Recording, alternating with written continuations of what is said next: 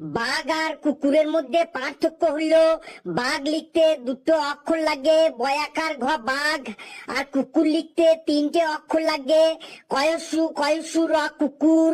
বাঘের মধ্যে ক নেই আর কুকুরের মধ্যেও ব নেই।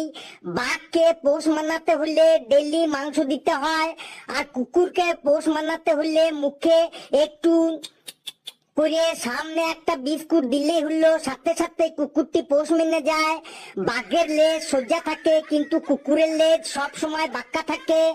কোন মানুষকে যদি বাঘ বলে ডাকা হয় তাহলে সে খুব আনন্দ পায়, কিন্তু কোন মানুষকে যদি কুকুর বলে ডাকা হয় তাহলে সে রেগে গিয়ে একদম তেড়ে গিয়ে মারতে আসে।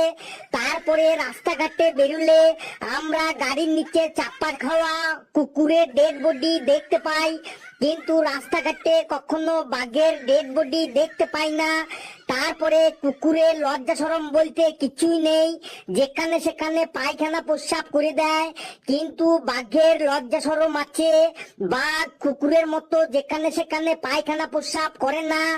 তারপরে কুকুর যখন প্রস্রাব করে তখন এক পা তুলে প্রস্রাব করে, কিন্তু বাঘ প্রস্রাব করার সময় কোনো পাই তুলে না। তারপরে ভাদ্র মাসে রাস্তাঘাটে যেখানে সেখানে দুমুখ কুকুর।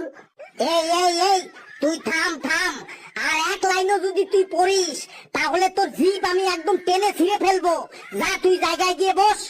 ঘন্টা পড়ে গেল, বাকি খাতা পরের দিন দেখবো। কেউ হল্লা করবি না, চুপচাপ বস। আর ফেলু, তোকে আমি পরের দিন দেখবো। দেখ তোর পিঠে চামড়া দিয়ে আমি ডুগডুগি বাজাবো।